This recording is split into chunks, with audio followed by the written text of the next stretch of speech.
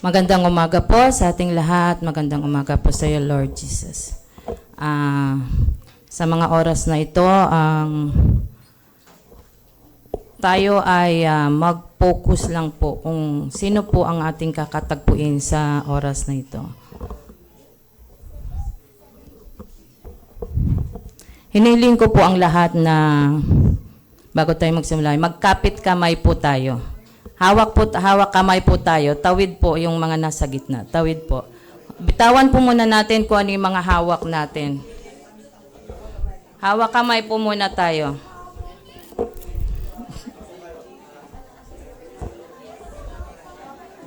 Duktong nyo to, yung sa gitna. Duktong nyo. Duktong po.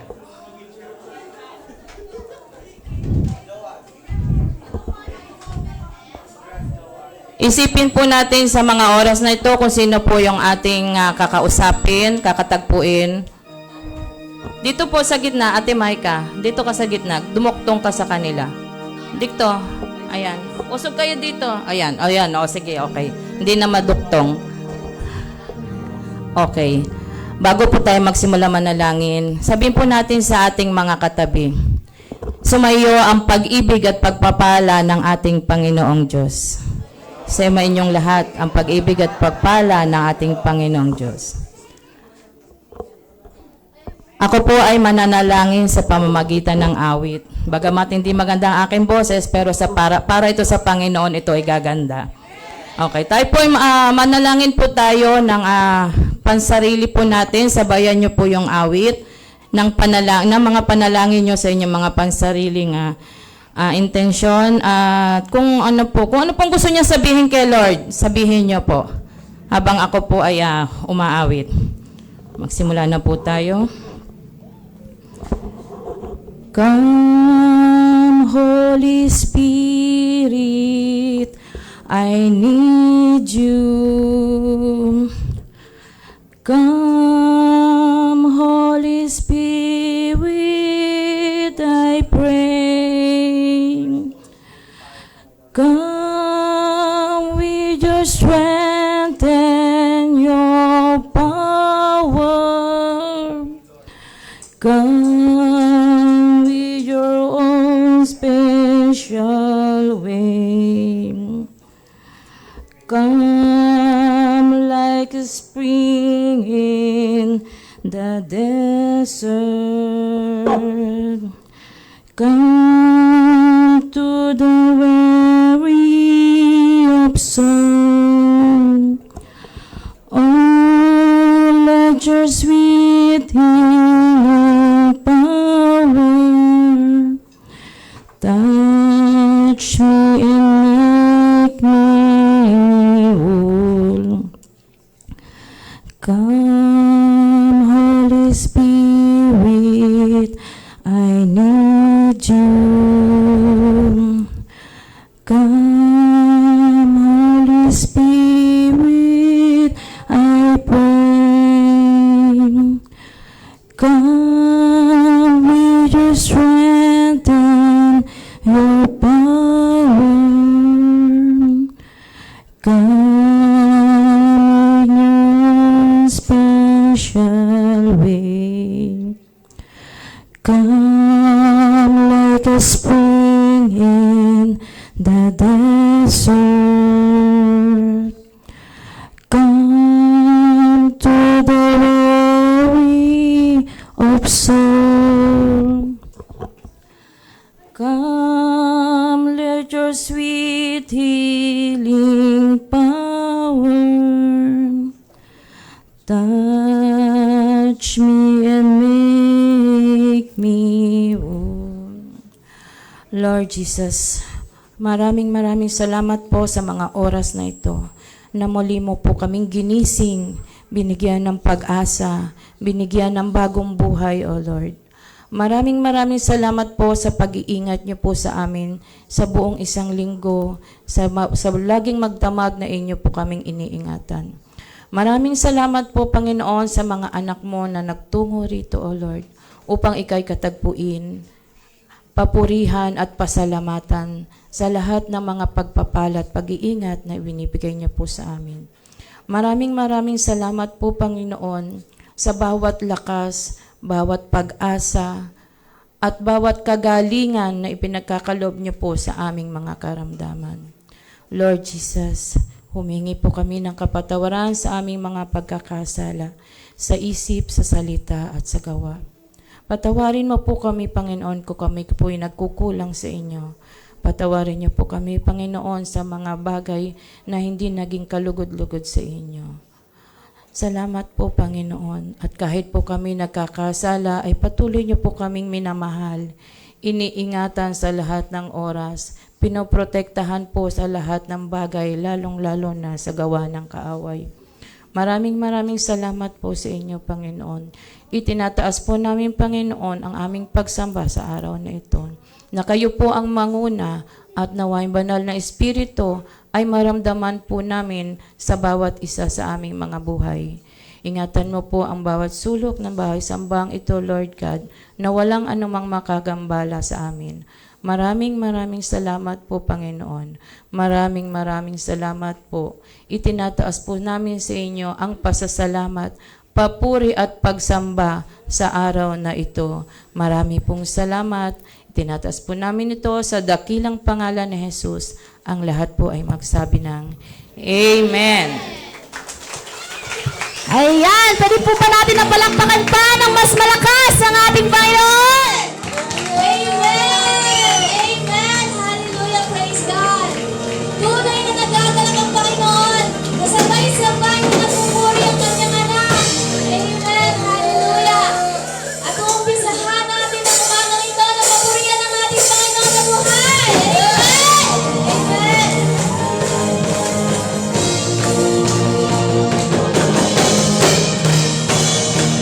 Praise Jesus! Praise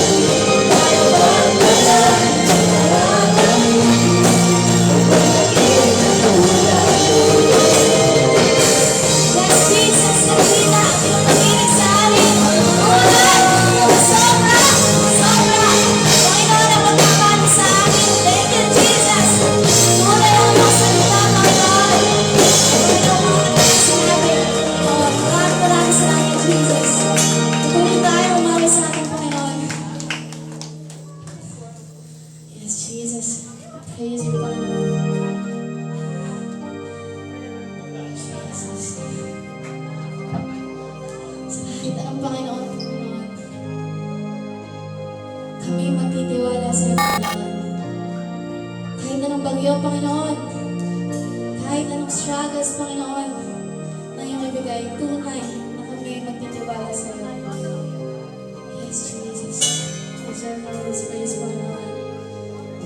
Alam namin, Panginoon, nakasama ka namin ngayon. Yes, Jesus, we feel your presence right now, Panginoon. Mga kapatid, patuloy tayo magpuri sa ating Panginoon. Thank you, Lord. Thank you, Jesus. Magtitiwala sa'yo. Magtitiwala sa'yo.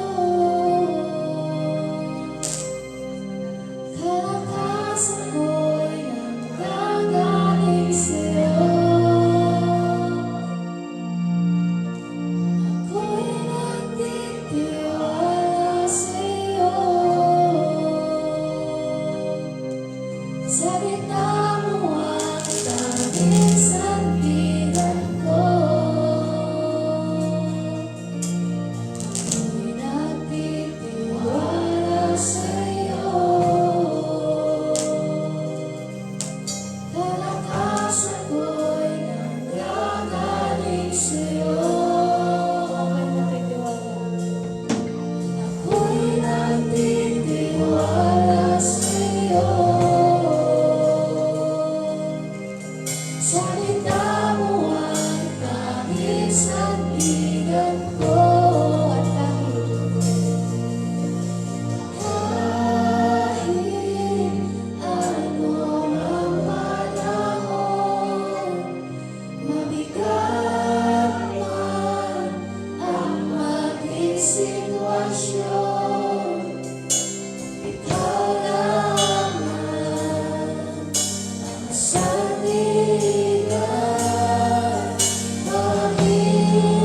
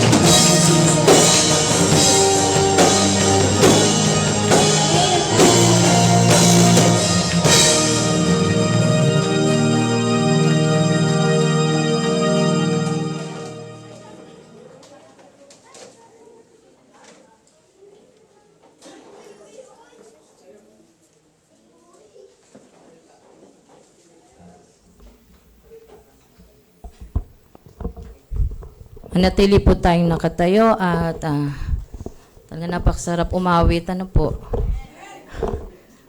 Nakakagaang po ng pakiramdam. Buksan po natin ang ating mga Biblia sa ikalawang Tesalonica, Kapitulo 3, versikulo 6 hanggang 13.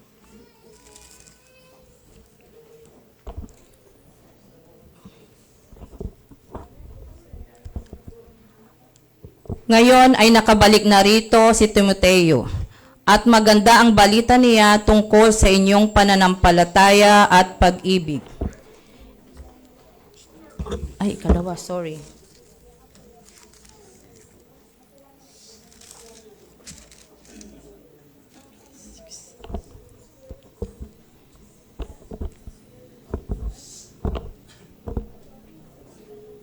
Mga kapatid, iniutos namin sa inyo sa pangalan ng Panginoong Heso Kristo na layuan ninyo ang sinumang kapatid na tamad at ayaw sumunod sa mga turo na ibinigay namin sa inyo. Alam naman ninyo na dapat ninyong tularan ang aming ginawa. Hindi kami naging tamad nang kami kasama pa ninyo. Hindi kami nakikain kaninuman ng walang bayad. Nagtrabaho kami araw-gabi upang hindi makabigat kaninuman sa inyo. Ginawa namin ito dahil sa wala kaming karapatan sa inyong tulong, kundi upang kayo'y bigyan ng halimbawang dapat tularan nang kami ay kasama pa ninyo. Ito ang itinuro namin sa inyo.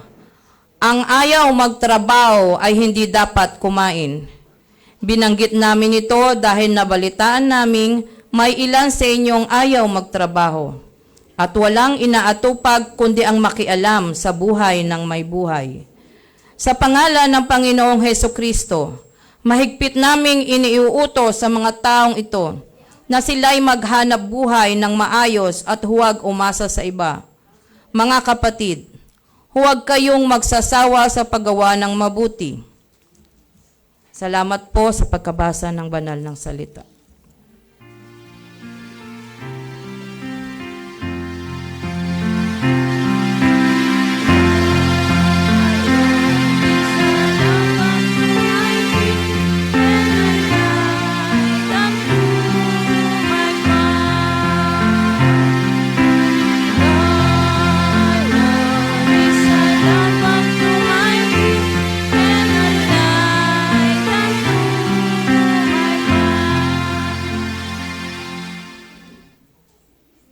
Ngayon po, dumako tayo sa building fund offering.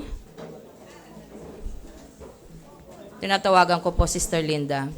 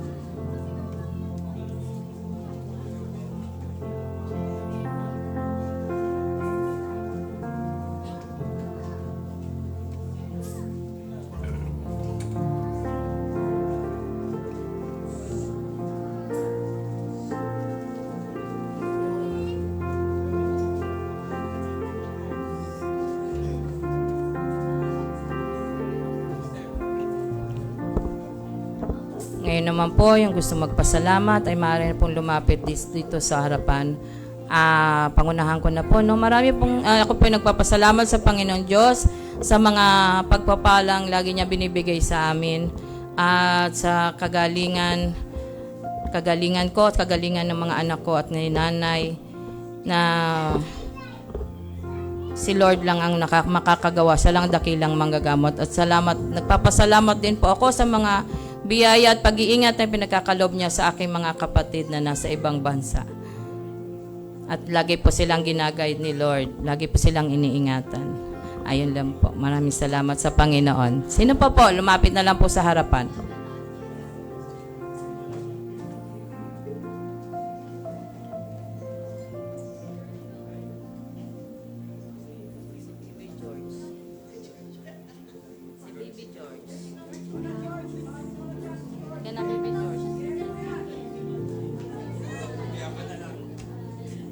Magandang umaga sa lahat.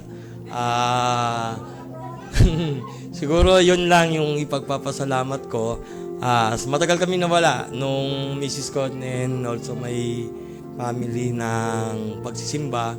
Sa kadahilanan lumayo ako sa trabaho.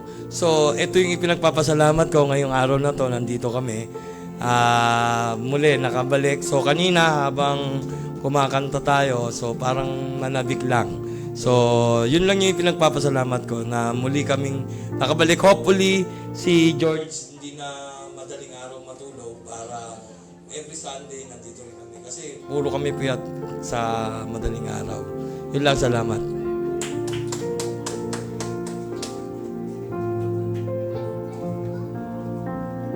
God is good. And all the time. Always. Papasalamat lang po ako kasi yung wini-wish ko po dati pa, September pa lang po, wini-wish ko na at dinadalangin ko na makapunta kami at makadalaw kay Nanay Pat. At maraming salamat sa Diyos ang papuri kasi po nakarating po kami kahapon. At masaya po kami, nagbabiyahe hanggang sa makauwi po kami, iningatan po kami ng Diyos. At maraming salamat po kay Lord kasi nakita ko rin po si Nanay Pat na namiss ko po siya. Actually, hindi ko po mapigilan na iyak po ako.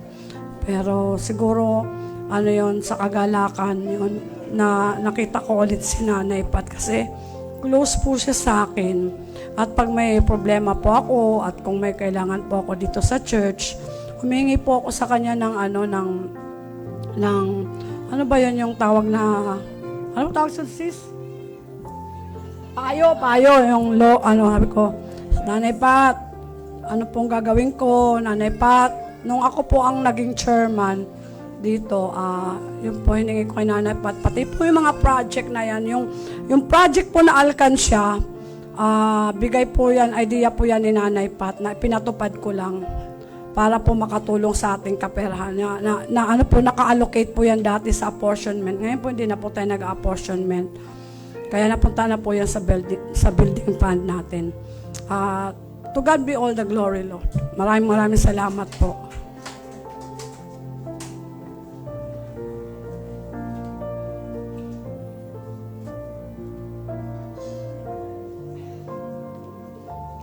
Meron pa po ba?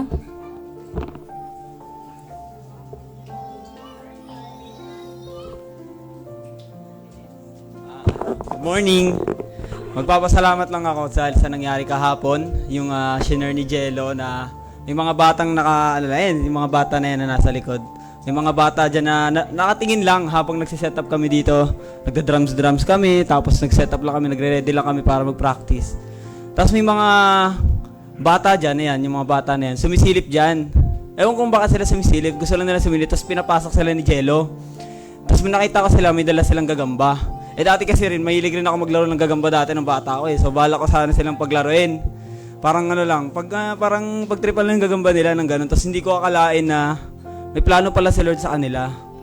Katulad nung sinabi ni Jello yung sa may Book of Mark na hayaan nyo lang lumapit yung mga bata sa kanya. Kasi natutuwa siya doon. Natuwa rin ako kung paano ginamit ni Lord yung maliit na bagay para sa mga malalaking bagay. Kasi biruin mo mga bata pa lang yan, naglalaro lang ng gagamba. Ginamit lang ni Lord yung gagamba para madala sila sa church. Tapos nakilala nila lalo si Jesus. Ang nagulat rin kami, yung mga bata na yun is nagbabasa rin pala ng Bible dati. Mga bata pa lang, ilang taon pa lang yan sila. So natutuwa ako kasi once we seek God, kahit ilang taon ka na, once we seek God, makikita mo talaga kung paano siya kumilos. Yung mga maliit. Katulad nung time na nung time na pinakain niya yung 5,000 na tao. Biruin niyo yung ginamit niya lang 5 loaves and 2 fish. Tapos maliit lang na bagay yun, pero napakain niya maraming tao. Ganun rin yung nakita ko sa nangyari kahapon na maliit lang na bagay, gamit lang ng gagamba, nakilala nila si Jesus. So thank you dahil at a young age, kilala na kaagad nila si Lord. Meron na silang pagkilala kung sino yung totoong ama nila sa langit. So yun lang to God be all the glory.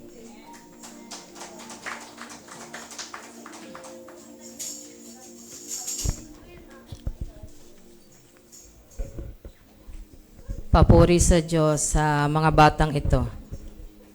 Naway maging nadaan sila para ang kanilang mga magulang at kapatid ay madala rin nila sa ating bahay-sambahan. Ngayon naman po ay handa natin ang ating mga sarili. Alisin po natin ang mga bagay na nakakasagabal sa atin at mag-focus po tayo at pakinggan po natin ang mensahe na mensahe ng Diyos na ipagkakalob po sa atin ng ating buting pastor, Joey Flores.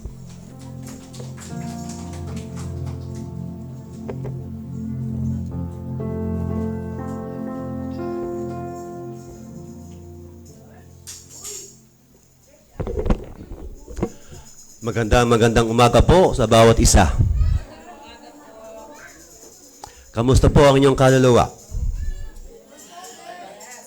Amen. Ako po ay nagpapasalamat din sa Lord sa ating biyahe kahapon. Bagamat tayo nabimbin ng isang oras kalahati sa traffic. Pero wala po yung aking pagkainip sa biyahe. Kasi para po akong may 55 radyo na akin napapakinggan. Na halos yung pagkainip at sa biyahe, hindi ko naramdaman dahil sa dami ng radyo na akin napapakinggan. Mula 80s hanggang 2015. Kaya salamat sa Lord dahil doon, naging masaya po ang aming paglalakbay at walang tinatawag na problem o sakit sa katawan. At ngayon po, dumako tayo sa ating teksto.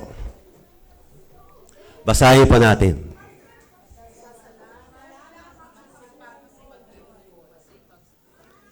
Yan. Pasasalamat sa paglilingkod. Sa ating ba mga sambahayan, gano'n ka kasi pag maglingkod? Tayo malalangin. Panginoong Jesus, sambahan mo po ako sa umagang ito. Ng iyong karunungan, na iyong kalinisan. At patuloy, Diyos, ikaw ang magsalita, ikaw ang marinig nila, ikaw ang maramdaman ng lahat. Samahan mo po ako, gamitin mo lang po ako sa mensaheng gagamitin mo para sa umagang ito. Nawa, Panginoon, ang mensaheng ito, maging yaman at kayamanan po ng bawat isa. At patuloy, Panginoon, na ikaw ang nagpapatubo ng lahat ng ito at ikaw ang nag-aalaga sa bawat isa. Nawa, Panginoon, ang maging bunga nito, yung kalakasan, kagalingan ng bawat isa, ang pagsunod sa iyong kalooban at pagtanggap sa banal mong kautusan ay malalong lumawak, Panginoon, upang ang iglesyang ito ay magkaroon ng maraming anak sa datang panahon na ibibigay mo sa amin. Ito po aming panalangin sa pangalan ni Jesus. Amen. Ang ating teksto, sabi rito, pasasalamat, maging masipag sa paglilingkod. Marami tayo mga kapatid na kung saan ang kanilang ginagawang paglilingkod ay nababayaran ba? May bayad ba ang paglilingkod sa Diyos? At meron bang masipag na humihingi ng kabayaran doon sa kanyang pagiging masipag? At sa kanyang paglilingkod, ito rin ba ay meron benepisyo siyang makukuha? Sa bawat kasipagan, maglilingkod, ito ba ay merong tayo makukuha na kung tawagan sa SSI pension? At ito rin ba ay dapat nating asahan sa Panginoon? Ang pagiging masipag sa paglilingkod sa Diyos ay isang pagiging kumbaba nating sa buhay. Nagsisipag ka dahil alam mo ang Diyos ang magbabayad sa iyo. Nagsisipag ka dahil alam mong ito'y kalooban sa iyo ng ating Panginoon. At yung ating paglilingkod sa Kanya, ano nga ba tayo? Bakit kailangan natin maglingkod sa Diyos? Kung ating titignan ang tatlong bahagi, kung ikaw'y doktor, di ba, ang tungkulin mo yung gumamot, tumingin? At kung ikaw naman ay nasa building na mga congressional o mga mayor o kapitan, di ba kung tungkulin rin pangalagaan ang iyong bayan? At kung ikaw ka naman nasa ospital, tungkulin mo rin namang pangalagaan ang iyong mga pasyente. Dito sa tatlong bagay na ito na binigyan ng Diyos sa atin, ito yung tatlong bagay na dapat ginagampanan natin. Nasa puso mo ang iyong paglilingkod.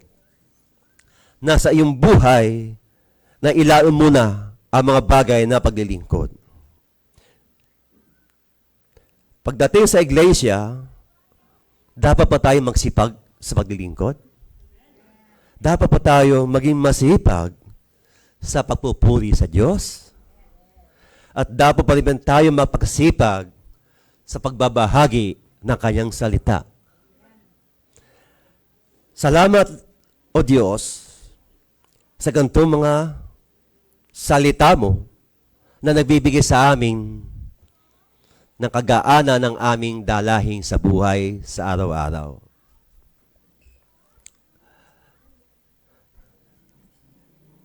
Next, Kuya. Basahin pa natin.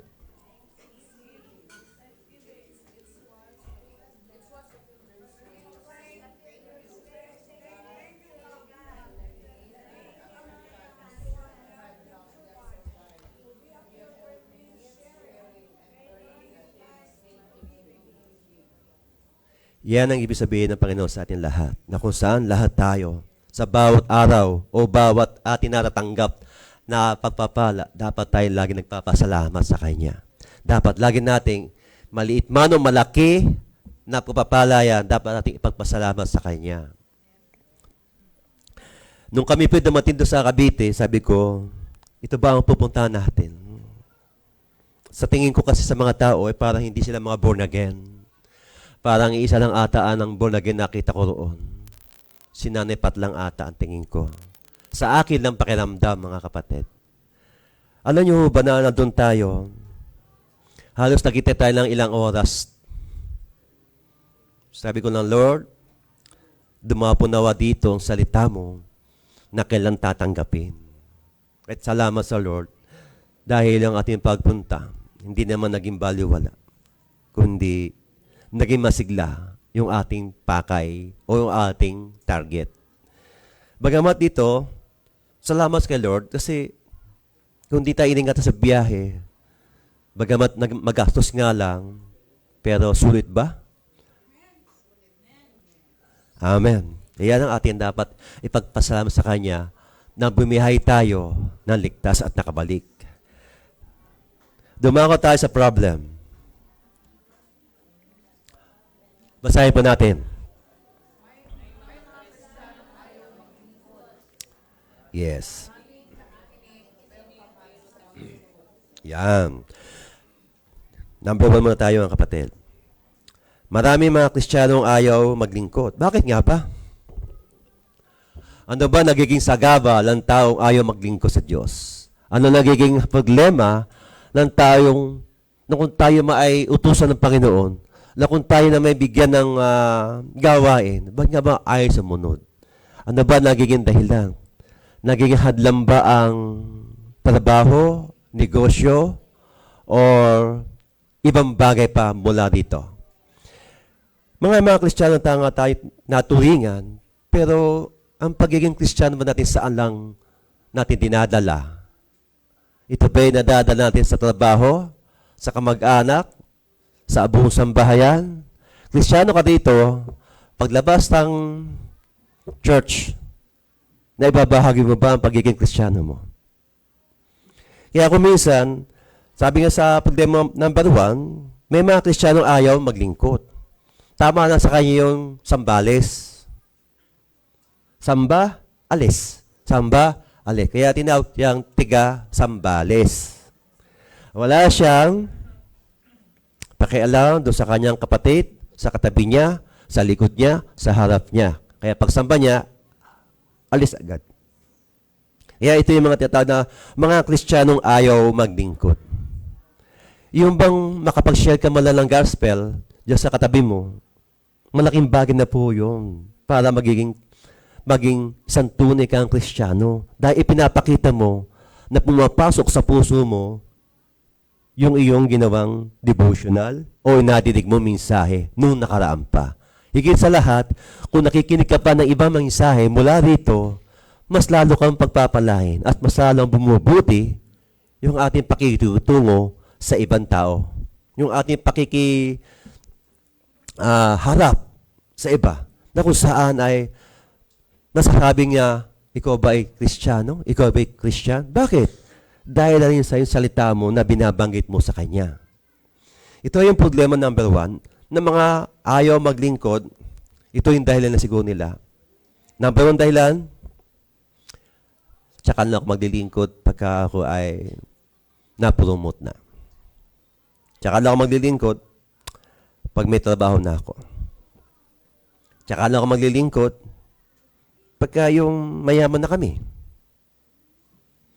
Ito yung tatlong dahilan ng mga tao. Pero ang Diyos, kung tayo'y mga Kristiyano na nakarinig, nakaramdam ng Kanyang salita, hindi mo dapat sabihin ito eh.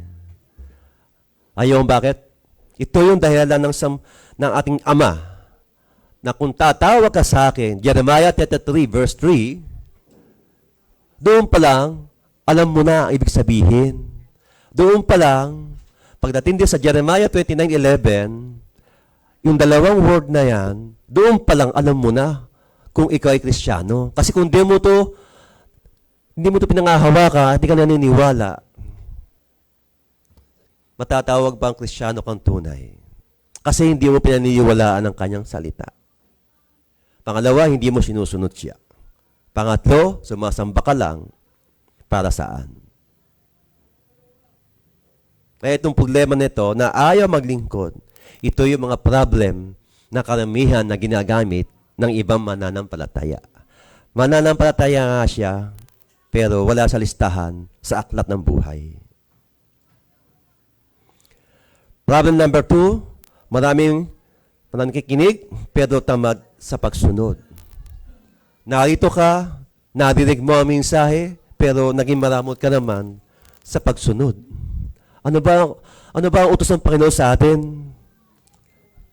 Matthew 28, verse 18 to 20. Go!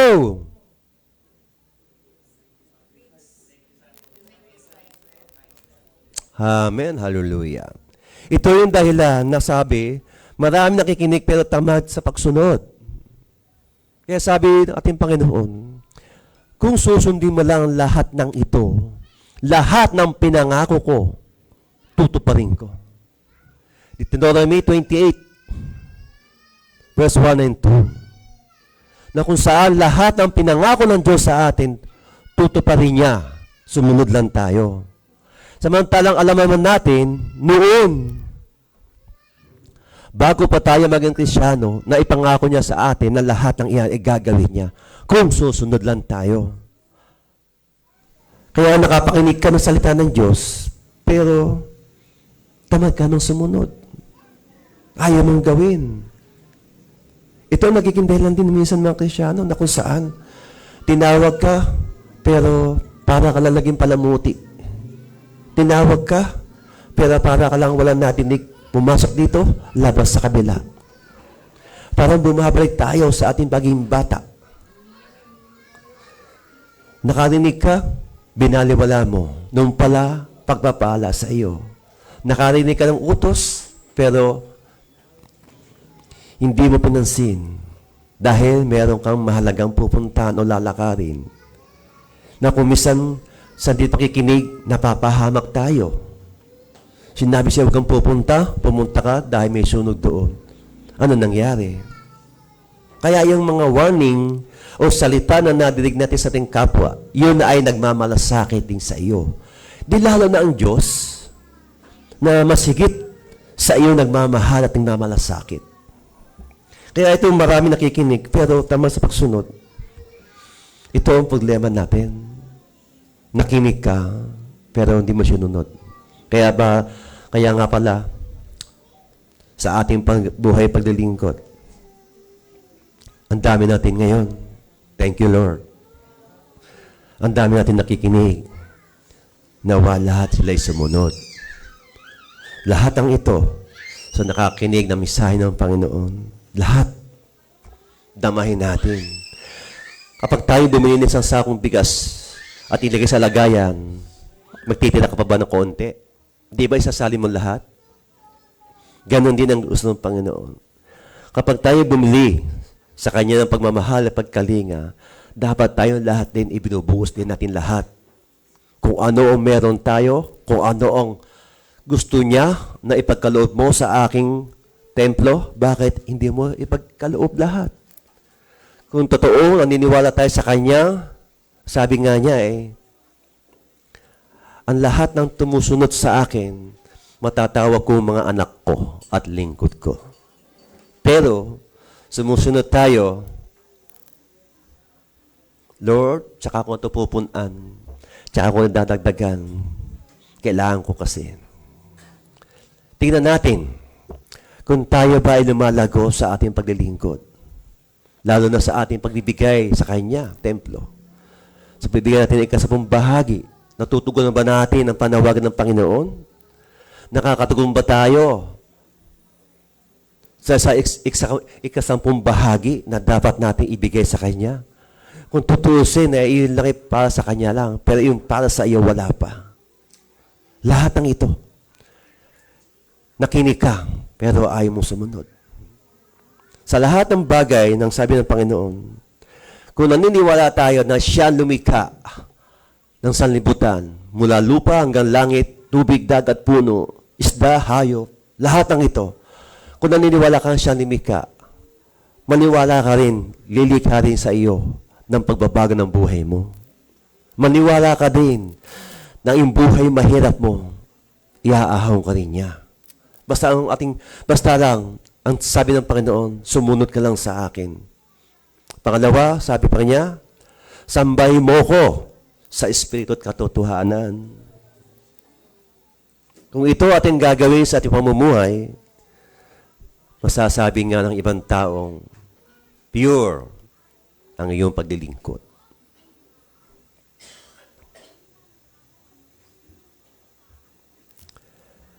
Principle number 1.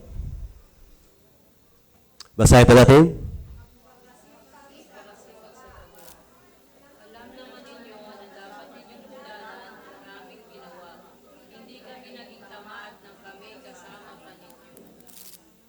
Okay. Magtakasipag sa paggawa. Alam ba niyo, pag hindi tayo humahayo, hindi tayo share, dadami ba tayo dito? Hindi ba isda, kapag naglagay ka ng pagkain sa tubig, hindi ba nagsisilapit sila? Ganyan din ang gusto ng Panginoon. Kapag tayo nagpakain ng kanyang salita, marami din lalapit, maraming tatanggap. At yung pagiging masipag natin sa gawa ng mabuti sa kapwa, tumatanglaw sa atin ng Diyos. Yung pagtanglaw niya, yung pagtingin niya sa ating liwanag natin dinadala sa iba, magliliwanag din ang lahat ng iyon pagdating ng araw. At tumutubo ito. Ang pagtubo ng Panginoon na binibigay sa atin lahat, ito yung pagtubo sa iyong paglilingkod. Dati, tikapakinig ka lang.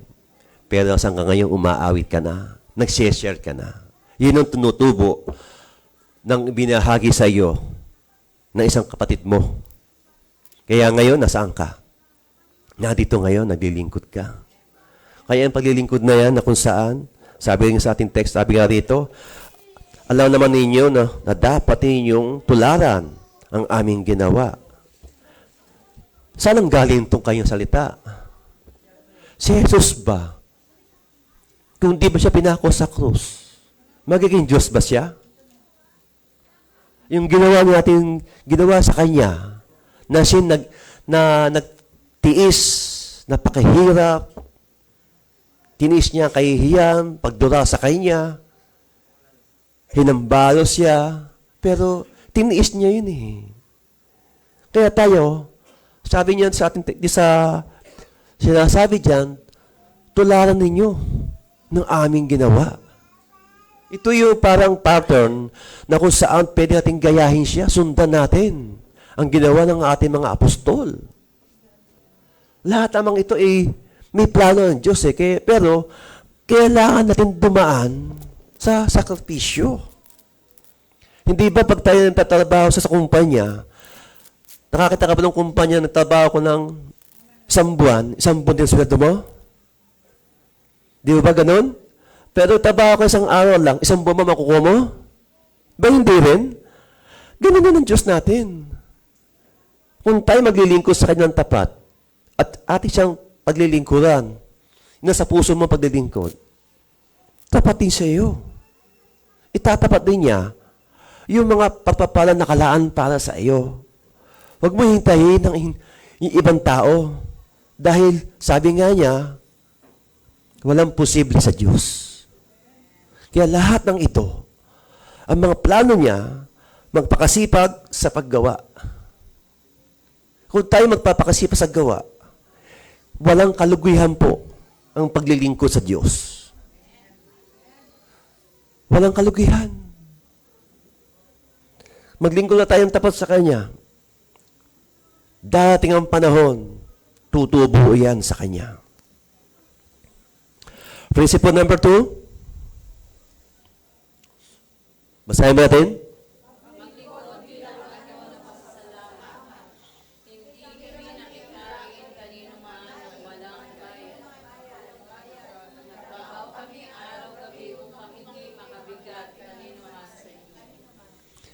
Okay, thank you po. Maglingkod bilang anyo. Ano ba anyo sa inyo, tingin nyo? Anong pagkakaalam sa anyo? Bakit may anyo yan? Maglingkod bilang anyo ni Kristo. Yung anyo, yung bang reflector. Di ba yung anino? Yung bakas niya. Kung tayo maglilingkod sa Kanya, bilang anyo niya, o bilang kinatawan niya, dapat nakita natin to. Ikaw ba ay napaglingkuran ni Kristo? Ikaw ba ay napagsilbihan niya? Ikaw ba ay naging bahagi sa kahirapan ni Kristo? Higit sa lahat, ikaw ba ay naging karapat-dapat sa Kanya? Sa inyo niyang paglilingkod mo. Itong inyong paglilingkod, ito ay number 1 ang gusto ng Panginoon sa atin eh. Kapag tayo mag-aanyong Kristo, salita at sa gawa, dapat ibigin natin. Alam mo salita, gawa ng kapwa mo na iyong madidinig, ibigin mo. Sabi nga sa atong Biblia, kapag sinampal ka sa kabila, ibigay mo rin ng kaliwa. Bakit ganon ang Panginoon? Pag meron kang kapatid na nagkasala sa iyo ng paulit-ulit, anong sabi niya? Ilang beses sa patatawarin? Ilan? So, ito ba kaya natin gawin, mga kapatid? Ito ba kaya nating isabuhay? Bagamat may nakakita kang enemy na maya't maya ay nagpaparandam sa iyo ng galit. Kung gagawin natin ito, magpatawad, itong anyo ni Kristo, pag hindi nagawa, hindi ka nakakasunod sa Kanya. Yung pagiging anyo mo na Kristiyano, hindi mo nagagawa ito. Dahil hanggat nandyan sa puso mo, ang mga ganyang bagay, walang anyong pagsunod sa iyo. Walang anyo na pagtaligot mo sa kasalanan. Walang anyo na kung saan naroon pa rin ang bakas sa buhay mo. Bagaman naglilingkod ka. Pero nasaan ang paglilingkod na yan? Nasaan mo ihahambing? Kung minsan, dumarating sa ating buhay ang isang problema, pagsubok. Sa tingin mo ba galing sa dyablo? No. Sa Diyos pa rin galing yan. Yung mga pagsubok na yan. Bakit? Kristyano ka ha, pero bakit pa kailangan subukin ng Panginoon? Naalala niyo si Job? Ganyan din. Yung panahon ng unang tao, yung unang panahon, si Job, na gano'n, hanggang ngayon, ginagawa ng Panginoon sa atin lahat to. Hanggang ngayon, yung pa rin ng kanyang transparent. Nakita ka malinis, pero kita ng Diyos ang puso mo. Kita niya ang iyong kalablooban at binabalak mo pa lang. At iniisip mo pa lang, kita niya. Oo, sa tao, ang tao, malilinlang mo. Pero siya, hindi mo siya malilinlang. Kasi ito, ang pag-aanyo ng papapasalamat, dumating ka man sa malalim na pagsubok, sa malalim na problema, dapat makitaan ka pa rin nagpapasalamat sa Kanya.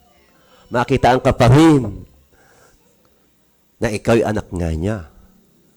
Dahil sa bagay na sinubok tayo ng Panginoon, nakikita sa atin ng Panginoon yung pagiging katapatan mo sa Kanya. Di ba minsan sa trabaho natin, sa mga kumpanya, sa akin po, share ko sa inyo to. Meron akong kumpanya na pasukan ng garments. Dati lang ako ang taga-delivery, pahinante, naging janitor, tapos sumunod, naging tagalinis na ng opisina ng isang vice president at saka yung pangulo ng aming kumpanya. Tinawag niya akong tagalinis sa kumpanya na yon. First time ko nakakita sa mesa, sa table ng aking boss, na isang bundle na 100,000. Sa tingin niyo, paen? Di ba? Dilinis ko. Tinetest ako. Dilinis ko uli. Kinabukasan, yung 1 bundle, naging 3 bundle na plus Rolex. Yung Rolex ng araw na yung panahon na yun, magkano ba? Tingin niyo. Plus 3 bundle na tig 100,000. Sabi ko, ginanong ko pa siya. Bango ng pera. Pero, hindi mo alam pag kinuha mo, mas mabaho ko pa sa paningin ng lahat ng tao nakakilala sa iyo. Ano ang gugustuhin natin? Kayamanan na marumi ang pangalan mo o kayamanan malinis ang pangalan mo? Alin ba at tinitingnan ng Diyos dito? Ang puso natin. Alam niyo mga kapatid, nung nakita ko pa yung ganong pera, hindi na siya ng boss ko ng Bombay Ipinakita pa sa akin yung kanyang kahadiyero na naroon sa aparador, sa CR, na bukas ng punong-puno ng pera na kung isa sako ko ay kalahating sako. Yan ang test na ginagawa ng Panginoon sa atin. Na kung saan, mabibili ka ba? Diba? Kaya ka bang bilhin ng ganitong kalaking pera? Pero ang tandaan natin to kapatid. Lahat ng bagay na ginagamit natin, hiram lang natin ito. At hindi permanente. Sabi nga sa Bible, hubad kang lumabas, hubad ka ring aalis. So ano yung sabihin? Lahat ng ginagamit natin dito mga gamit, hindi sa'yo yan. Pinapahiram lang sa atin ng Panginoon. Kaya yung anyo natin, maging anyo tayong malinis sa paningin ng Diyos. Kahit marami tayo sa tao, basta sa Diyos, maging malinis ang ating kaanyuan o kawangis na binibigay ng Diyos sa atin. Ito yung sinusukat tayo ng Panginoon. Pero ang Diyos, huwag mong susukatin dahil ikaw ay sukat na niya. Kasi manasapul na ilabas ka sa mundong ito. Kaya naman, ano nga ba ang tunay na paglilingkod na dapat natin makita sa atin ng Panginoon? Principle number 3. Basahin natin.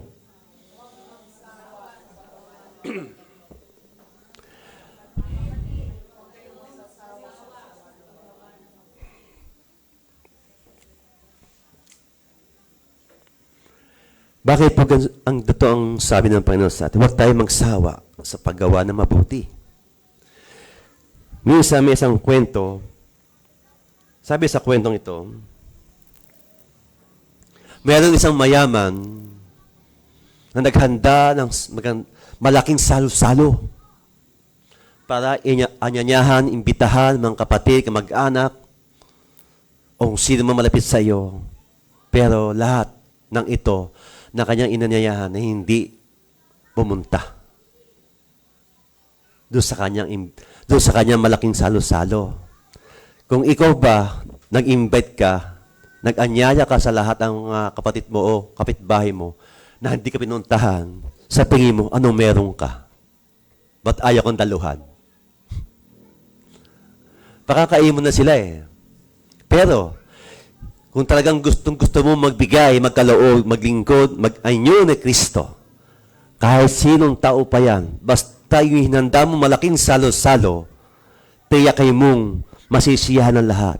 Ang sabi niya, kahit pingkaw, bulag, tipid, bingi, anyanyahan mo. Para saan? Dahil alam niya, pag ito'y kanyang inanyayahan, hindi ito makakaganti sa kanya ng kabutihang ginawa niya. Ito isang dahilan ng Panginoon na kung saan nagpapala ka na malaki, ibinubuhos sa iyo ang lahat ng iyan, pues, ibuhos mo rin ang buong buo ang iyong paglilingkod sa Kanya na wala kang tinitimbang na halaga o pagod o pawis o paghihirap sa iyong paglilingkod. Basta ang gusto lang ng Diyos, handagan mo ko sa abot ng iyong makakaya. Dahil ang paglilingkod sa Diyos ay hindi masasayang. 1 Corinthians 15:58. Hindi masasayang ang ating paglilingkod sa Kanya. Ano man ang gawin mo, basta ang Diyos kasama mo sa plano mo, ang Diyos na umiibig sa iyo, hindi kanya pababayaan at hindi ka rin niya itatakwil kailanman.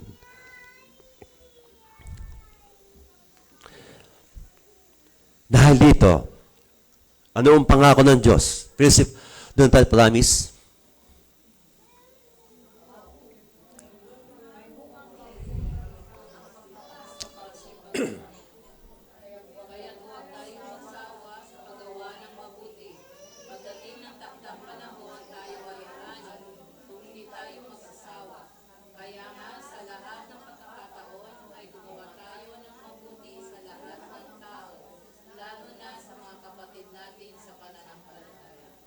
Amen. Yung promise ng Diyos na yan, totoo ba ito sa tingin nyo? Amen. Bakit nga ba ang Diyos? Ilan ba ang pangako ng Diyos sa Biblia? Sa nakakaalam. Ilang promise ang meron sa Biblia? Diba? 3,000 plus ang promise niya. Mula Genesis hanggang Revelation. Dahil marami ang tao nangangako sa Kanya, pero hindi tumutugon. Pero ang Diyos, ang pangako niya, kaya niya ginawang marami. Ano yung bakit? Doon pa lang kay Tomas pa lang, sinabihan siya na totoo ang aming nakita. Di kami nagsisino sa iyo. Sabi niya, maniniwala lang ako kapag naisot ko ang daliri ko sa kanyang palad. Is it promise? O walang paniniwala? Ikaw nakasama din dito, hindi ka naniniwala sa Kanya. So, taglay mo pa rin ang lumang pagkatao mo. Kasama mo siya ala-araw eh. Kayo pa ba magkakagatan? Kayo pa ba ang magsasakalan? Dapat, sa isang simbahan, makitaan tayo na iisang katawan. Iisang katawan na kumikilos at nag-aanyo ni Kristo na kung saan ang pag-aanyo natin, yung pagsunod lang, na walang reklamo, na walang pagdududa, higit sa lahat, makitaan tayo ng kalinisan ng ating pagsunod, pag-anyo bilang tagasunod ni Kristo. At hindi dapat tayo nag-aalangan sa mga bagay na nakaka-invite sa atin o nakakatukso sa ating paglilingkod. Dahil ang tukso, gawa ng diablo yan. Kung atin ang bulay-bulahin ang Mateo 4:4 hanggang 5, sabi nga niya, kung totoong anak ka ng Diyos, magpatihulog ka nga. Ganon din ang diablo sa atin. Kaya huwag tayong padaig sa tukso, labanan natin ito. Dahil kung kinikilala mo ang sarili mo, o ikaw mismo, at kinikilala mo ang Diyos sa buhay mo, at buhay na Diyos, dapat manaig sa iyo ang pagiging salitang Kristiyano. Sa lahat ng ito,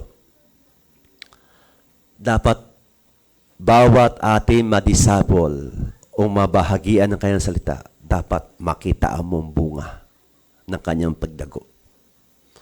Kung nagbabahagi tayo ng salita ng Diyos, dapat makitaan ka. Maaaring dumuka sa bulsa mo, kasi pag tayo nagsishare ng kanyang salita at gutom sa stomach ang iyong sisharean, hindi papasok. Bakit? Sa tindi ng gutom niya, hindi niya naintindihan ang iyong binahagi. Pero pag binahagi mo siya ng busog ng kanyang stomach, natitiyak kong sasabihin niya a double blessing. Di ba? Kaya minsan, yung salitang huwag magsawa sa mabuting gawa, ang bunga niyan sa Diyos pa rin. Ang nagpapabunga, nagpapalaki, nagpapataas, at nag-aangat din ng ating buhay pananampalataya. Muli po, maraming salamat sa lahat. God bless. In Jesus' name, Amen.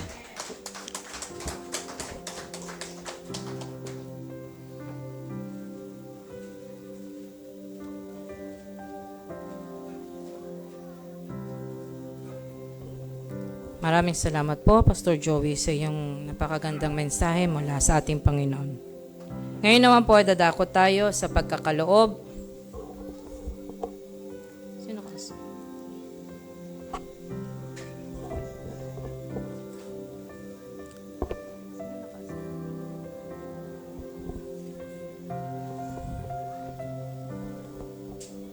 Tinatawagan ko si Brother Leslie at Brother Abraham para sa paglilikom.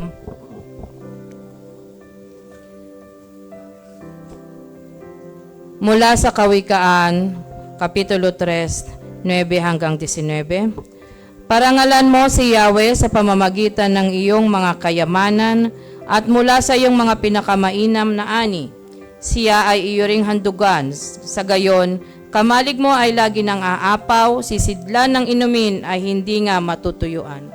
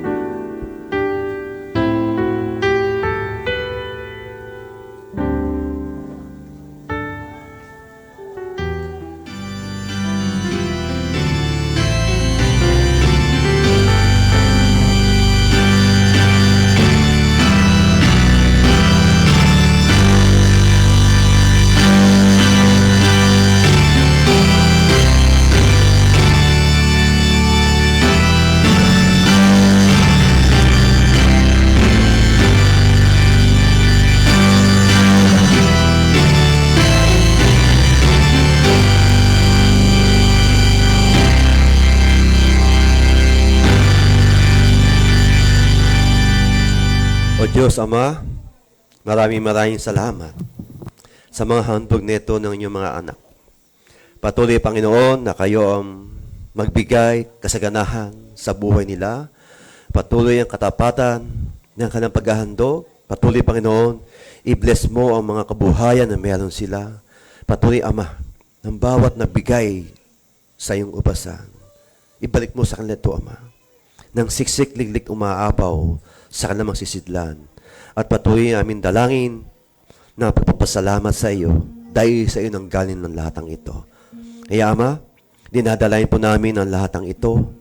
Puspusin mo nawa ito ng iyong mayaman na pag-ibig mo sa bawat isa, sa bawat nagkaloob sa iyo, at sa bawat puso na pagbigay sa iyo, ay puspusin mo sila ng iyong banal salita, ng iyong espiritong banal na pagkakaloob, ng pagbibigay, na kayo lang, Diyos, ang tanging pag-asa sa lahat ng buhay namin na meron kami ngayon, ay sa iyo nang galing ng lahat ng ito.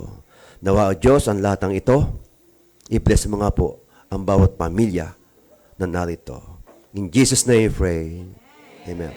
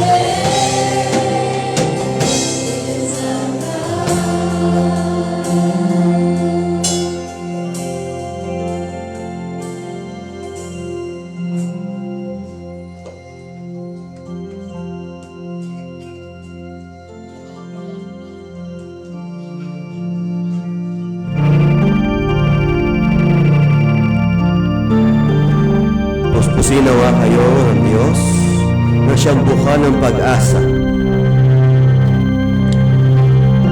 At naway pagkalooban niya kayo ng kagalakan, kapayapaan, pamamagitan ng inyong pananampalataya upang mag-umapaw ang inyong pag-asa sa pamamagitan ng kapangyarihan ng Espiritu Santo na sumasa inyo. Pagpalain mo, Diyos, ang lahat ng iyong mga lingkod, mga anak na narito sa iyong pasambahan sa umagang ito. Patuloy, Diyos, patuloy mo ang iyong pagpapalat biyaya ng iyong pag-iingat, ng iyong pagmamalasakit, ng iyong pag-ibig na nag-uumapaw sa puso ng bawat isa, na ikaw ang Diyos na aming pupuri magpakilanman. Salamat, Panginoon, sa bawat araw at gabi na ikaw ang Diyos ang nananatiling nabibigay sa amin na masaganang buhay ng paglilingkod namin sa iyo ay patuloy na, Diyos, maging matatag kami sa bawat hamon ng pamumuhay ng aming naranasan. Ngunit ikaw ang Diyos na kataas-taasa ang dapat sa amin nagtatagumpay. Kaya purihin ka, Ama, sa umagang ito.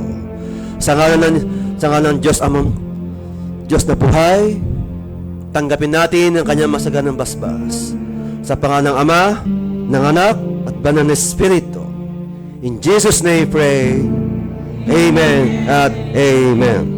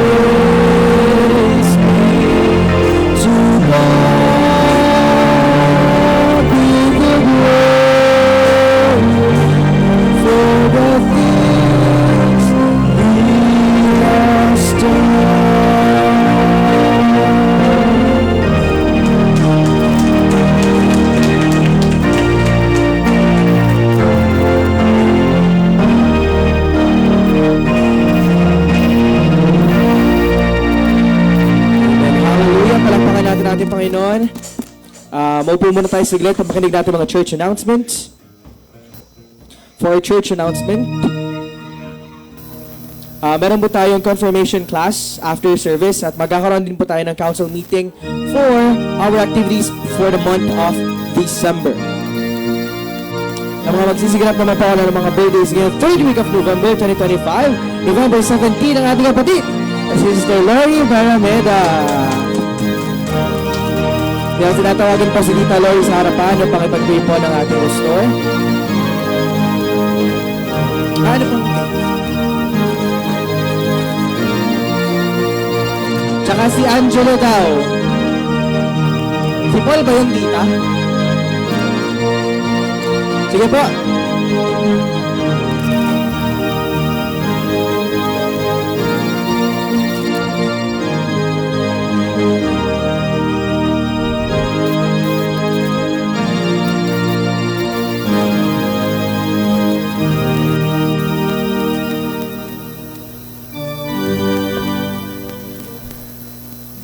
Sige po, tayo manalangin. Itaas po natin ang ating mga kanang kamay sa mga nag-birthday sa araw nito. Ayon po sa Proverbs 11:17, ang tao mabait, nag-iimpok ng kabutihan, ngunit binawasak marahas sa sarili niyang buhay. Ibig sabihin, kapag tayo mananatili mabuti, nag-iimpok tayo ng kabutihan. Lord, pagpalain mo po ang buhay ni Lori at ang batang ito, Panginoon. Patuloy mong gamitin siya at hubugin ang kanyang paglago bilang mga lingkod mo na tinawag mo sa iglesyang ito. Ang batang ito, Ama, hubugin mo siya ng salita mo at patuloy na lumaki na ikaw ang Diyos ang kumakalinga sa batang ito. Kaya hindi pa kay Lori Banameda, Lord, i-bless mo nga po ang kanyang karawan at patuloy siyang gamitin sa iglesyang ito na ikaw ang Diyos ang laging tinataas sa buhay niya. Lord, i-bless mo nga po ang kanyang buong sambahayan at patuloy mo i-bless mo rin, Panginoon, ang kanyang paglilingkod sa iyo. In Jesus' name, Amen. Amen.